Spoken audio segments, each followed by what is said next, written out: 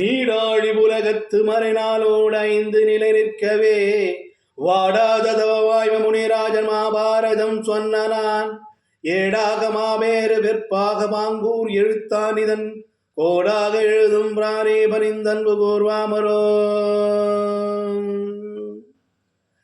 மகாபாரத காலத்தில் பேசப்படுகின்ற கதாபாத்திரமாக விளங்கக்கூடியவன் தான் ஜெயத்ரதன். இந்த ஜெகத்ரதன் என்பவன் யார்? அவன் எதற்காக இந்த யுத்தத்தில், குருச்சேத்திர யுத்தத்தில் கலந்து கொண்டான்?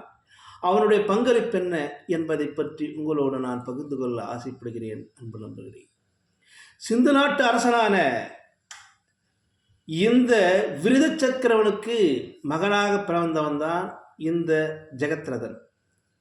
இந்த ஜெயத்ரதன் வீரத்திலும் தீரத்திலும் சிறந்து வளர்ந்து வருகின்ற போது, வாலிப வயசு வருகின்ற போது, தன் தந்தையான விருதச்சத்திரன் நாட்டை ஒப்படைத்துவிட்டு வனவாசம் மேற்கொள்கிறான்.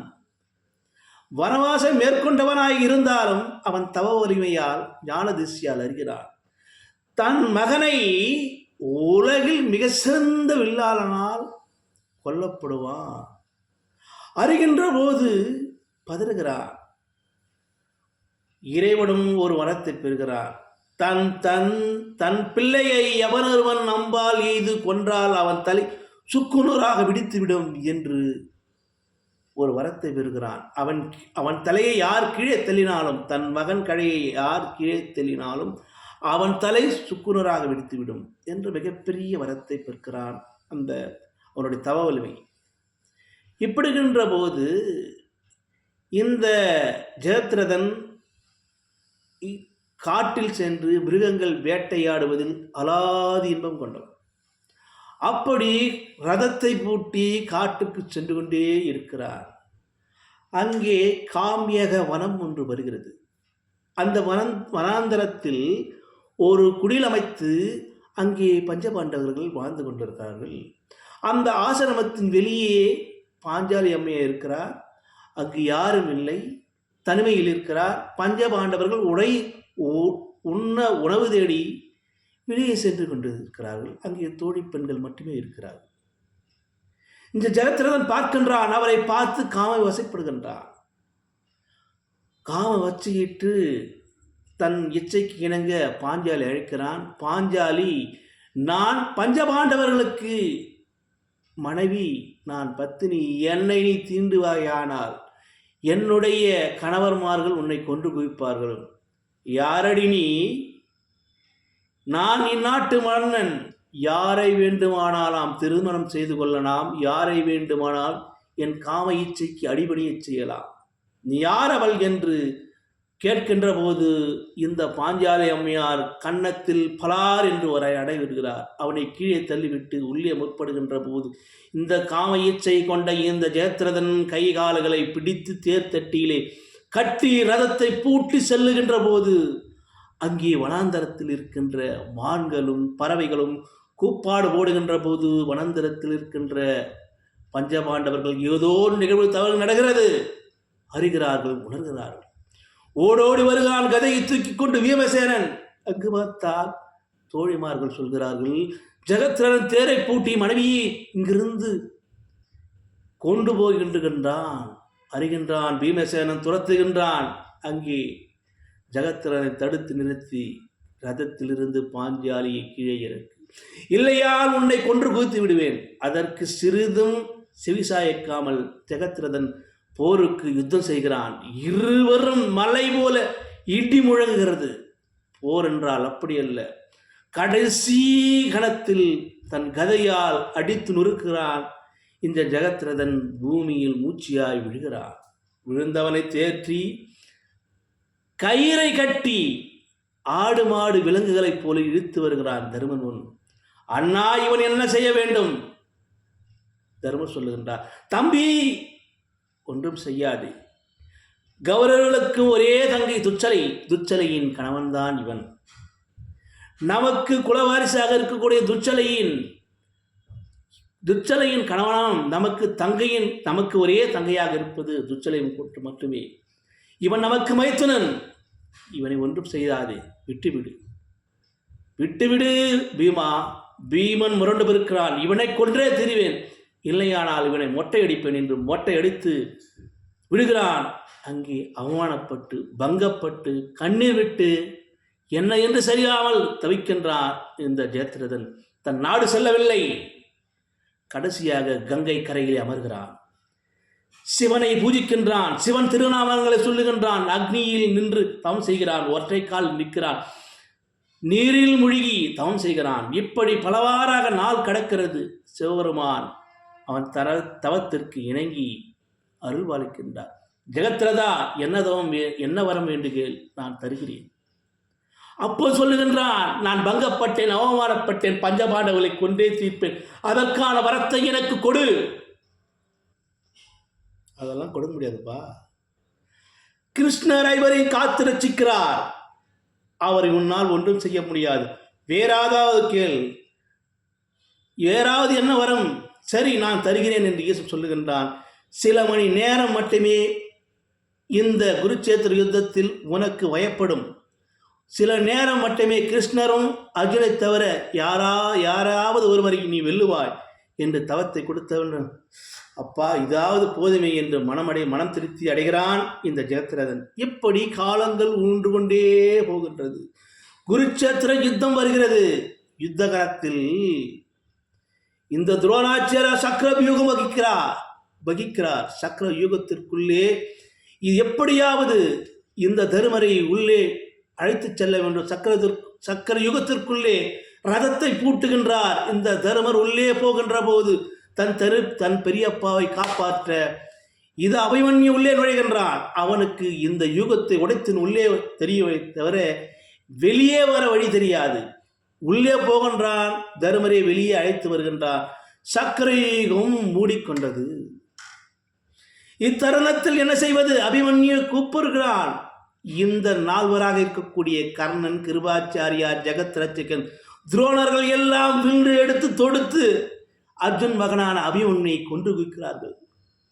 இரத்த வெள்ளத்தில் மிதக்கின்றான். இந்த அர்ஜுனனுக்கு ஏதோ அவனுக்கு போய் செய்தி தெரிகிறது. உடன்பட்டு வருகிறான். மகனை பார்த்து அங்கராய்க்கிறான். மாறிலும் தோளில் போட்டு அழுகிறான். என் மகன் இறந்து விட்டானே. கண்ணில் மல்கிறான். மூச்சாகி விழுகிறான். மூச்சியாய் வீழ்ந்தவர் கிருஷ்ண பகவானின் பரிசம் பட்டு மீண்டும் இருக்கிறான். அப்போது அர்ஜுனன் சபதம் இருக்கிறான். நாளை மாலைக்குள் என் மகனை கொண்டவரை நான் கொன்றே தீர்ப்பேன். இல்லையானால் வில்லுக்கு விஜயன் என்று எனக்கு இந்த பெயர் தேவையில்லை, நான் அக்னி பிரவேசம் செய்கிறேன் என்று ஒரு சபதத்தை ஏற்கிறான். துணுக்கிட்டு நிற்கிறார் பகவான் கிருஷ்ணர். இந்த யுத்தத்தையே நான் நடத்தி செல்ல எத்தனை பாடுபடுகிறேன், இப்படி செய்து விட்டானே, சபதம் ஏற்கின்றானே. பஞ்சபாண்டவர்களும் இந்த அர்ஜுனும் தேடுகிறார்கள் எங்கே ஜெகத் ரட்சகன் என்று. ஜெகத் ரட்சகனை கொன்று குவிப்பேன் என்று சபதம் ஏற்ற செய்தி ஒற்றர் மூலியமாக துரியோதனுக்கு செவிக்கு செல்கின்றது. தன்னுடைய தங்கை மகனை நாம் மறைத்து வைத்தால், அர்ஜுனன் இறந்து போனால் நாம் குருச்சேத்திர யுத்தத்தை வெற்றி காண்போம், நாம் தான் மீண்டும் அரசனாக நாடாளப் போகிறோம் என்று பெருமிதம் கொள்கின்றான். ஒரு குகையிலே மறைத்து வைக்கின்றான். மறைத்து வைத்தபோது அங்கே துரோணனிடம் கேட்கின்றான் இந்த ஜெகத்ரட்சன், குருவே, எப்படி இந்த அர்ஜுனனுக்கு மட்டும் இப்படி ஒரு ஆற்றல் எல்லாருக்கும் இல்லையே? அப்பா, அர்ஜுனை கொல்லை இருவரால் மட்டுமே முடியும். ஒன்று இந்த விதுரர், மற்றொருவர் பீஷ்மாச்சாரியார். பீஷ்மாச்சாரியார் இப்போது அம்பு படுக்கையில் இருக்கிறார். விதுரர் போர்க்களத்துக்கு வர முடியாத சூழ்நிலை இருக்கிறார். அவைக்களத்திலே தாசி மகனே, வேசி மகனே என்று சொன்னதால் அம்பை உடைத்து விதுர வரவில்லை. அப்பா, தர்மத்தின் வாழ்வு தன்னை சூதுகவும் தர்மமே வெல்லும் என்று சொல்வார்கள்.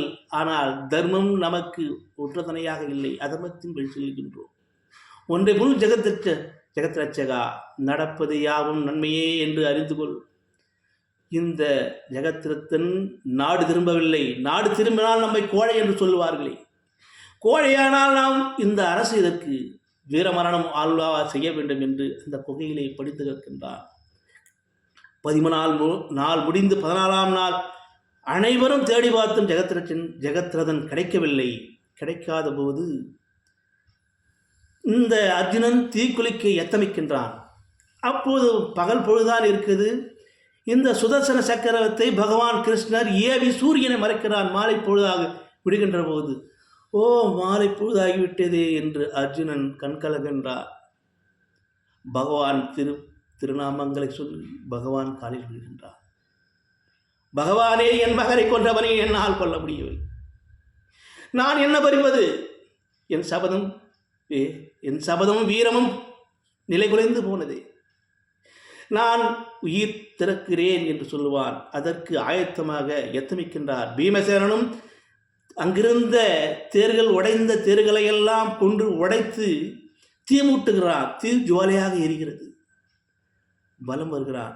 அப்போது அர்ஜுனா நில், கிருஷ்ணன் சொல்லுகின்றார். அர்ஜுனா, வில்லுக்கு விஜயன் என்று சொல்லவன் நீ. வில்லுக்கு விஜயனாக இருக்கக்கூடியவன் எப்போதும் காண்டீபத்தை நீ கையில வைத்துக்கொள். எவன் தலைவை கொய்ய வேண்டும் என்று இருக்கிறாயோ அந்த சபதத்தோடு வீரத்தோடு நீ தீக்குளிக்க வேண்டும், அக்னி பிரவேசம் செய்ய வேண்டும். அப்படியே ஆகட்டும் பகவானே, செய்கிறேன் என்று தன்னுடைய அம்புகளால் பலம் வருகிறார். பலம் வந்து கொண்டிருக்கிற முதல் தரம் வருகிறார். 3 தரம் பலம் வருகின்றன. முதல் தரம், 2வது தரம் வருகின்ற போது தன்னுடைய திருவிளையாளை இங்கே நிறுத்துகிறார் பகவான் கிருஷ்ணர். இந்த சுதர்சன சக்கரத்தை சூரியன் பார்வையிலிருந்து எடுக்கிறார். எடுத்த ஒரு பகல் பொழுவாகிறது. அங்கே குன்றிலிருந்து இந்த துரியோதனனும் ஜெகத்ரதனும் எப்படி அர்ஜுனன் சாவான் என்று கூப்பாடு போட்டு இங்கே ஆர்ப்பரித்து கொண்டாட்டமாட அங்கே குகையிலிருந்து வருகிறான். குலகையிலிருந்து வருகின்ற தர்மமும் 2வது வரை சுற்றுகின்ற 3வது வரை சுற்றுகின்ற போது கண்ணன் சொல்லுவார், அர்ஜுனா எடுத்தோடு பானத்தை ஏதோ இருக்கின்றான் ஜெயத்ரதன், அவனை கொன்று குவி என்றார். கொன்று குவிக்கும் பானத்தை தொடுக்கின்றான்.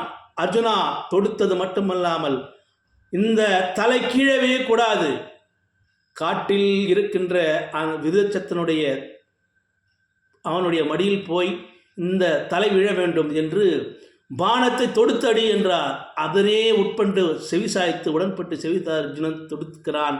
பானங்களை பிரயோகம் செய்கின்றான். ஜெகத்ரதன் கழுத்து அறுபடுகிறது. பின்பானம் முன்பானம் போட்டு அடித்து கொண்டே போகிறான். அந்த பான பிரயோகத்தால் வனாந்தரத்தில் அமர்ந்து கொண்டிருக்கின்ற காட்டில் தவம் செய்து கொண்டிருக்கிறான் இந்த விருதச்சத்திரன். விருதச்சத்திரன் என்ன சொல்கிறான்?